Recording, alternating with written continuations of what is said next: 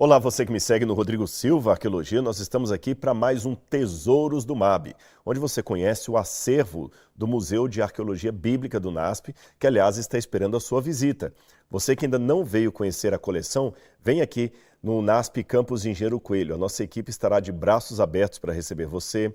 Você pode programar a sua visita online através do perfil do MAB e vir aqui para conhecer todo esse acervo, essa riqueza de objetos que ajudam a contar a história da Bíblia Sagrada. E hoje eu quero falar com vocês um pouco sobre estética, beleza, vaidade, sobre essas coisas assim. Vamos falar um pouquinho sobre como eram os padrões de beleza do passado. Você sabe que a beleza, assim como a noção de feiura, variam de lugar para lugar, de ambiente para ambiente, de época para época, embora que, a rigor, a filosofia tem uma área de estudo chamada estética, que é o treinamento ou a educação para o belo. Porque por mais que existam questões regionais de padronização, de moda, de cultura, existe uma estética que pode ou não ser observada. Então há questões de mau gosto que não são necessariamente uma coisa cultural, são questões de estética. E Deus preza pela beleza, Deus preza pela estética dos seus filhos. Aliás, a feiura é uma consequência do pecado. Aí alguém pode falar, poxa vida, então, mas eu nasci feio, né? Na verdade, muita coisa do mundo não está como Deus desejava. E o mais bonito não é o rosto exterior. Então eu falo para você que talvez está me assistindo e que fala assim, Rodrigo, eu olho no espelho, mas eu não gosto do que vejo. Eu espero que este vídeo de hoje aqui possa mudar os seus conceitos a respeito de si mesmo e daquela beleza ou falta de beleza que você vê refletido quando você olha por um espelho, tá certo? Então, para você que se acha belo ou que se acha feio, preste atenção nessa aula de hoje que você vai entender um pouco disso à luz da Bíblia. Já que eu falei de espelho, já que eu falei dos tempos antigos, vamos falar um pouco dos artefatos. Aqui eu tenho um espelho da época bíblica. Veja bem, um espelho romano. Você pode perguntar, onde é que está o espelho aqui, Rodrigo? No passado, há 2000 anos atrás, isso aqui era um bronze polido. Essa cor esverdeada é uma cor que o bronze vai adquirindo ao longo do tempo. Mas o bronze original era polido e, portanto, ele fazia um reflexo da pessoa. Então imagina que muitas matronas romanas ficaram olhando para esse pedaço de metal enquanto penteavam o cabelo. Eu tenho aqui um outro bronze, também da antiguidade, um pouco mais bem preservado, que esse aqui ainda tem o cabo, tá vendo? Tem o cabo ainda, parece até uma raquete de ping-pong, né? Mas é um espelho da época também, olha, de um lado e de outro. Então, antes do advento do espelho como nós conhecemos, que dá uma nitidez muito grande, as mulheres olhavam para um bronze polido. Assim que era visto o reflexo. Isso é até interessante de se imaginar, não é? Porque, exceto pelo reflexo na água, as pessoas não tinham muita noção de como seria exatamente o seu rosto. Como também, antes da invenção do gravador, as pessoas não tinham a noção correta de como seria a sua voz. Porque o modo como você escuta a sua voz de dentro de si mesmo é diferente do modo como as pessoas escutam a sua voz do lado de fora. Então imagina quantas pessoas que viveram, cresceram e morreram sem saber como era a sua voz ouvida de fora, até a invenção realmente dos métodos de gravação de voz. Com o espelho, a mesma coisa. A menos que a pessoa olhasse para o reflexo numa água ou num bronze polido, as pessoas não saberiam exatamente, para longe de qualquer questionamento, como seria o seu rosto. A não ser, talvez, um imperador romano que tinha o rosto dele imortalizado numa estátua de mármore, que mesmo assim tinha muito Photoshop na época. Isso aqui me lembra até de uma passagem de Paulo relacionada ao amor. Todo mundo conhece esse texto de Paulo. É 1 Coríntios, capítulo 13, onde Paulo fala sobre o amor e tem aquele lindo poema do amor. E depois que ele fala de vários elementos do amor, ele diz assim no 13, verso 1, 1 Coríntios 13, verso 11. Quando eu era menino, falava como menino, sentia como menino, pensava como menino. Quando cheguei a ser homem, desisti das coisas próprias de menino. Porque agora vemos como num espelho, de forma obscura, depois veremos face a face. Agora meu conhecimento é incompleto. Depois conhecerei como também sou conhecido. Olha como ele fala. Quando eu era criança, eu pensava como criança, tinha pensamento de menino. Agora que eu cresci, eu vi que tinha coisas de criança que era uma visão limitada da realidade. Pois hoje, olhando para o novo céu e nova terra, olhando para o futuro, para a eternidade com Cristo, a minha situação é como de uma criança. Eu vejo aquele futuro, mas apenas de modo obscurecido, como se fosse por um espelho.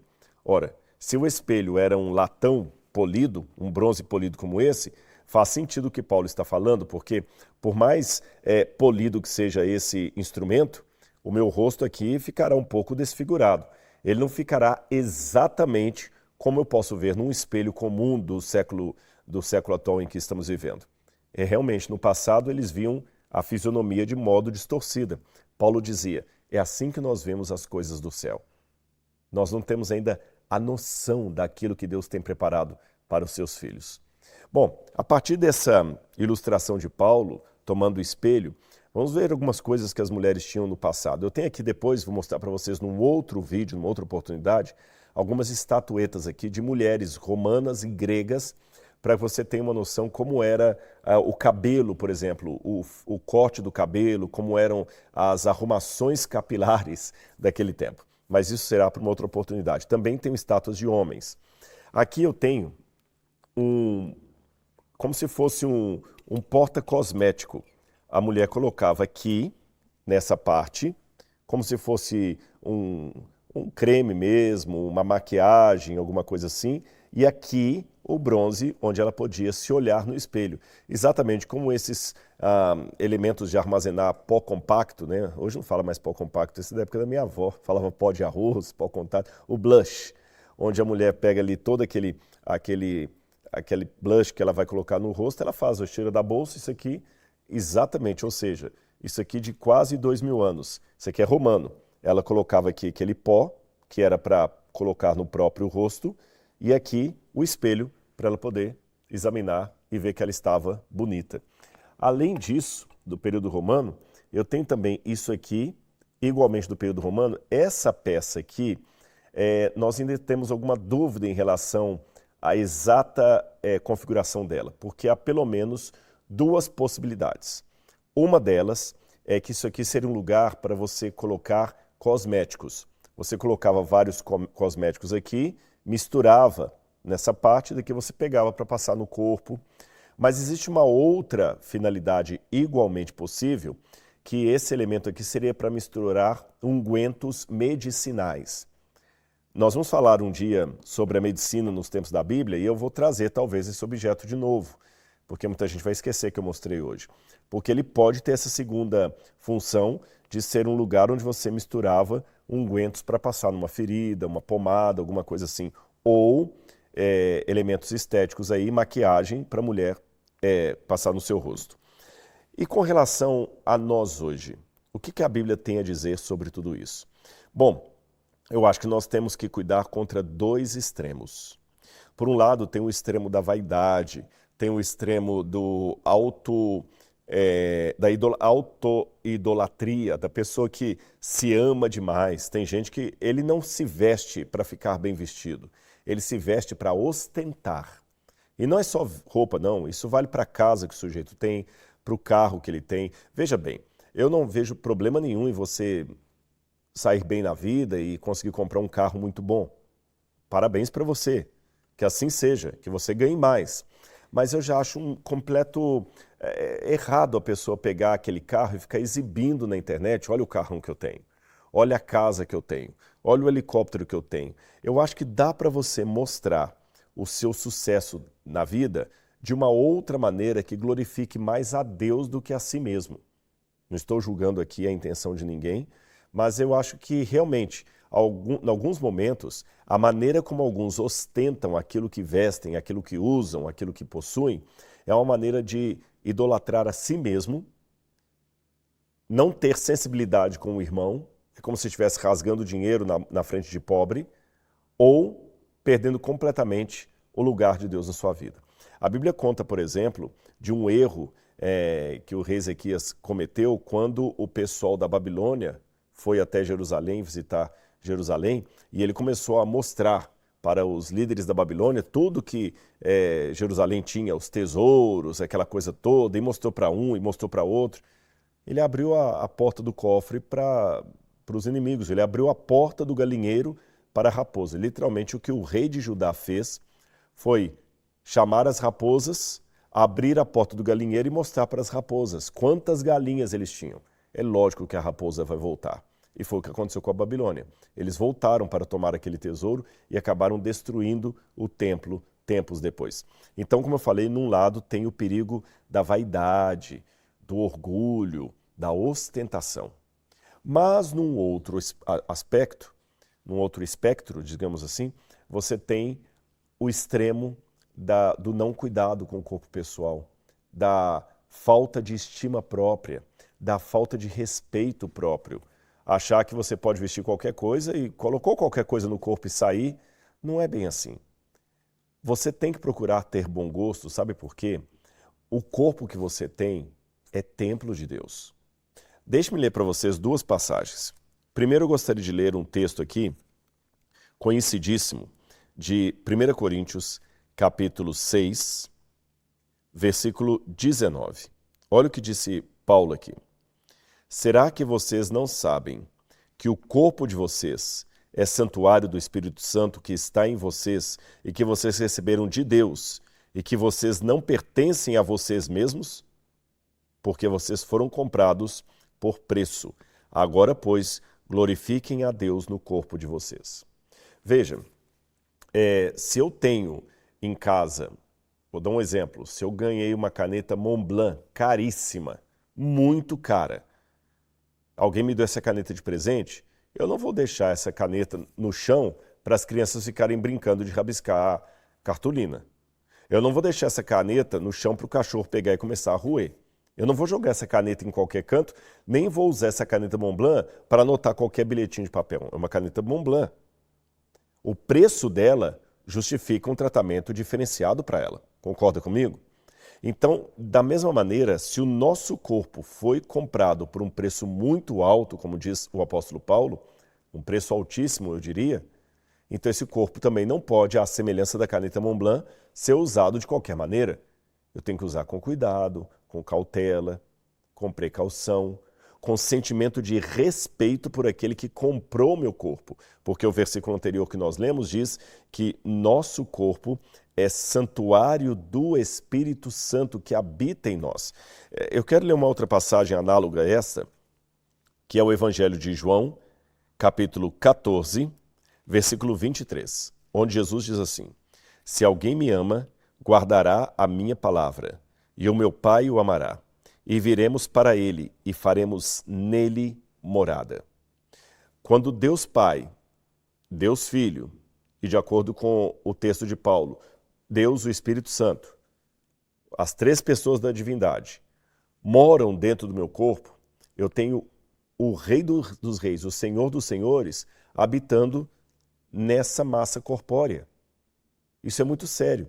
Como é que você arrumaria a sua casa se o rei da Inglaterra viesse morar ali alguns dias, passar alguns dias aí?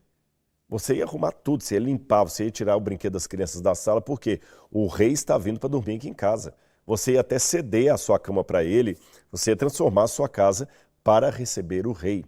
Ora, o nosso corpo é o templo do Espírito Santo.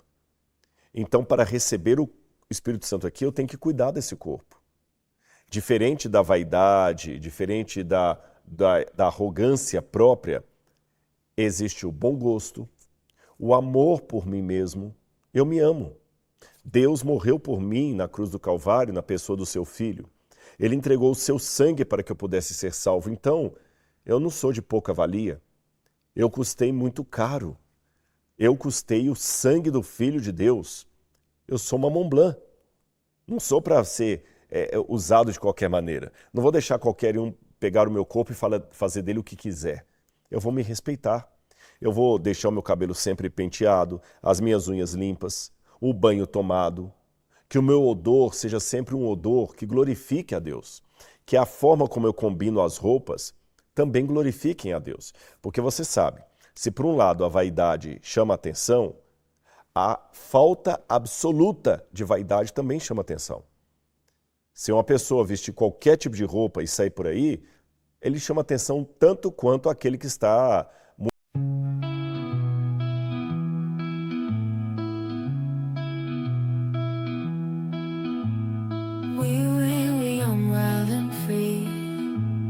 Chasing dreams by the sea, echoes of a distant melody.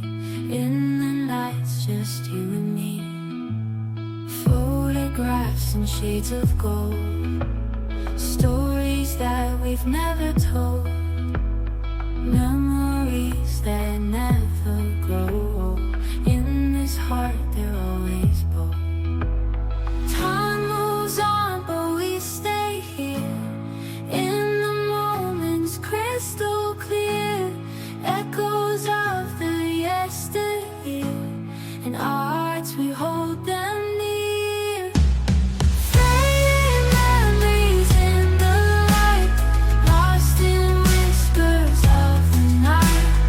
In the silence we take flight, holding on to what feels right. Walks through streets of neon glow, silent whispers, tales of woe. In the dark our secrets show. In this art our love will grow. Time moves on, but we stay here. In the moments crystal clear, echoes of the yesteryear. In our hearts we hold them near. Fading memories in the light, lost in whispers of the night. In the silence we take flight, holding on to what feels right. In the twilight, shadows play, awful whispers, tales of woe. In the hearts we find our say, in the dawn we'll never stray. Fading memories in the light, lost in whispers of the night. In the silence we take flight, holding on to what feels right.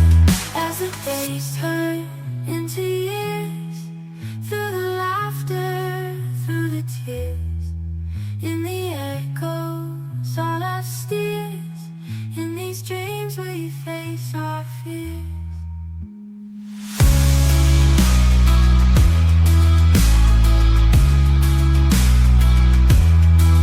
As the days turn into years, through the laughter, through the tears. In the echoes on our steers, in these dreams we face our fears.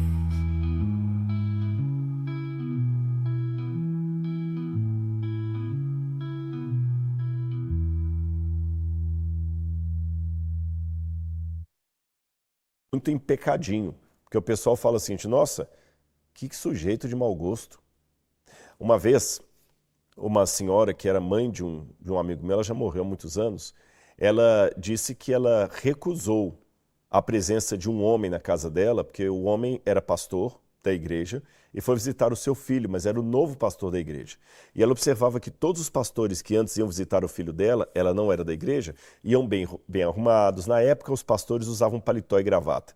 Não estou aqui fazendo defesa da gravata, eu estou falando do bom gosto. Na época, o bom gosto era usar gravata. Gerente de banco usava gravata, advogado só saía engravatado. Então, os pastores também usavam gravata. E ela notou que quando chegou na casa dela, aquele homem mal cheiroso, com a unha suja, com a camisa assim, puindo aqui, sabe? E perguntando, escuta, o fulano de tal está aí? Ela falou assim, o que você quer com meu filho? Ele não está aqui não. E ela até destratou aquele senhor, porque ela pensou que era alguém se passando pelo pastor da igreja, porque os demais que ela tinha conhecido, geralmente eram homens bem vestidos. Olha que interessante, alguém se passando por. E foi até bom dar esse exemplo de um pastor, porque quando fala de modéstia cristã, de asseio de vestimenta, sempre se pensa nas mulheres. Esse é um discurso retrógrado, machista e chauvinista. A modéstia cristã abarca mulheres e homens, tá certo? Os dois são abarcados ali. A maneira decente de se vestir, o bom gosto no se vestir, o asseio diz muito de quem eu sou. Então, por um lado, não é você agora se transformar numa árvore de Natal para chamar a atenção das pessoas, nem, por outro lado, pegar qualquer coisa no guarda-roupa e botar no corpo e sair na rua. Não faça isso. O seu corpo é templo do Espírito Santo. Procure combinar o guarda-roupa. Se você não tem noções de moda, converse com alguém que tenha. Qual que é o tipo de calça que está usando agora, o tipo de cor, qual a paleta que funciona mais com você. Não é uma vaidade gratuita. É uma maneira de honrar o Espírito Santo que habita em você e o preço que foi pago pelo corpo que você usa. E a partir disso você vai entender, para falar de novo naquilo que eu comecei dizendo, as pessoas que se sentem feias demais, que olham no espelho e não gostam do que veem, na verdade, praticamente não existem pessoas feias, existem pessoas mal cuidadas. Porque eu já vi até pessoas com deformidade no rosto, que quando se vestem bem e arrumam o cabelo, ficam com o rosto bonito, agradável, apesar de ter uma deformidade. Além disso, lembremos que, de acordo com a Bíblia, quando ela fala da história de Davi, Deus não é semelhante aos seres humanos que olham apenas o rosto, porque Deus vê o coração. Eu vou ler essa passagem para vocês, ela está aqui no livro de 1 Samuel. Esse é um texto muito interessante aqui que me chama a atenção. Quando o profeta vai visitar a família de Jessé, pai de Davi, olha o que acontece aqui. Vou ler para vocês.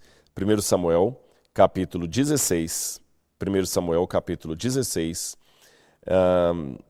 versículo 7. Porém o Senhor disse a Samuel, não olhe para a sua aparência, nem para a sua altura, porque eu o rejeitei, falando de Saul. Porque o Senhor não vê como o ser humano. O ser humano vê o exterior, porém o Senhor vê o coração. E é interessante. Algumas pessoas que são dotadas dos mais diferentes elementos de beleza, pense, já vi gente, olho azul, forte, loiro, alto, que são os padrões de beleza, né? Bebê Johnson, que o pessoal fala.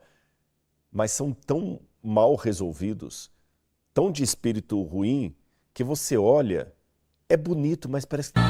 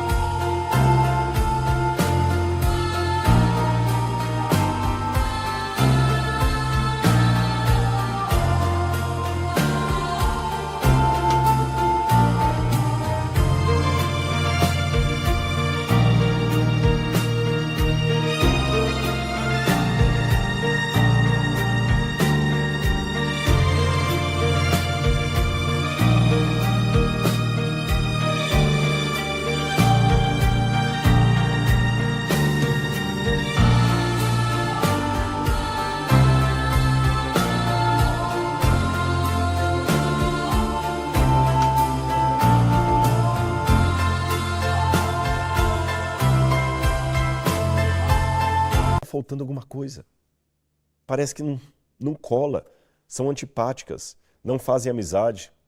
Em contrapartida, já encontrei pessoas que não são assim constituídas de tanta beleza. Rosto comum, simples, às vezes até com defeito, mas tem um sorriso às vezes tão agradável, um semblante tão confortável, que vale mais ficar olhando para aquela pessoa do que para aquela modelo.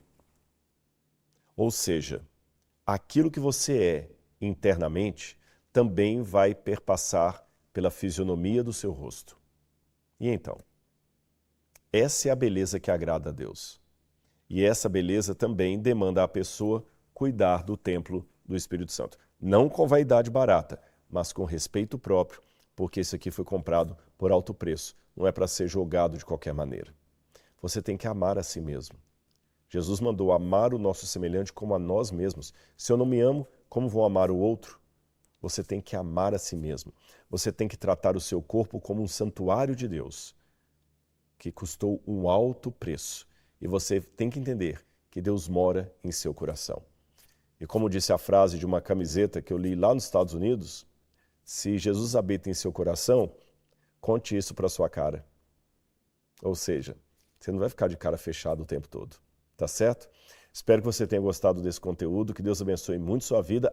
E antes que eu me esqueça, se você quiser também ter um e-book gratuito de todos esses episódios que eu já fiz aqui do Tesouros do MAB, é simples. Eu vou deixar um link, você pode clicar nesse link e você vai saber como receber gratuitamente aí no seu e-mail um e-book gratuito sobre os Tesouros do MAB. Assim você pode ver novamente muitas coisas que eu falei aqui, inclusive com ilustrações, de uma maneira muito didática. Espero que você aprecie o nosso presente. Um grande abraço e até o nosso próximo encontro. Tchau, tchau.